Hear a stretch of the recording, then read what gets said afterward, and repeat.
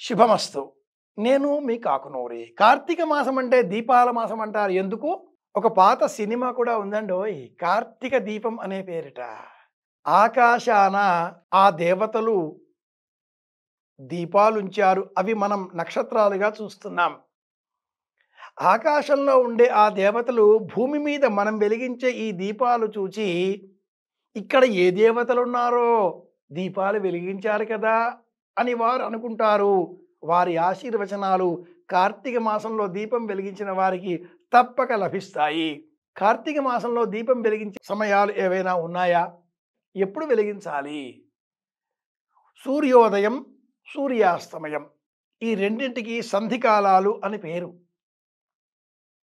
బ్రాహ్మీ ముహూర్తం సూర్యోదయానికంటే పూర్వం పంచ ఉషఃకాలః అనే సూత్రాన్ని అనుసరించి 4 గంటల 30 నిమిషాలకు ప్రారంభమవుతుంది.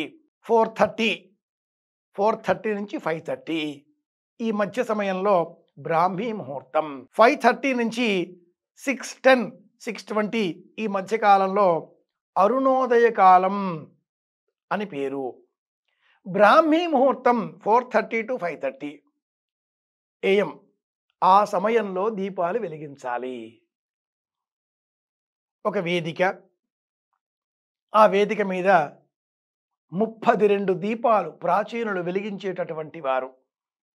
అపురూపమైన ఈ 32 దీపాలను వెలిగించే ఆ సాధనాన్ని కూడా మనం చూద్దాం. వెనకే మీకు కనిపిస్తుంది. అది మాత్రమేనా? 27 దీపాలు కూడా వెలిగించాలి.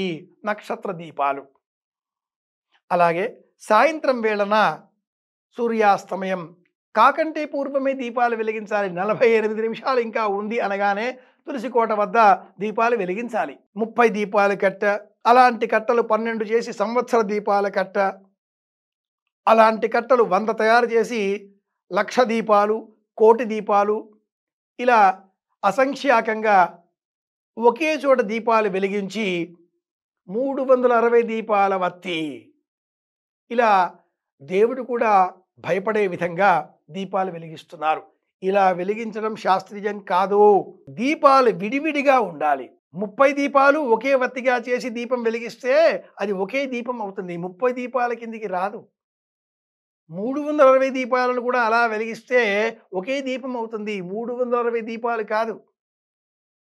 ప్రతిరోజు దీపం వెలిగించాలి. కుదరదండి, కష్టం కదా! అందుకని సంవత్సరం దీపాలు ఒకే రోజు పెట్టేస్తున్నాం. 360 రోజులు మనం భోంచేస్తాం కదా! సంవత్సర కాలం కష్టమవుతుందండి అని ఒకే రోజున 360 రోజుల భోజనాన్ని చేస్తామా? లేదుగా. పొద్దున్న కావాలి, సాయంత్రానికి కుంభాలు కావాలి.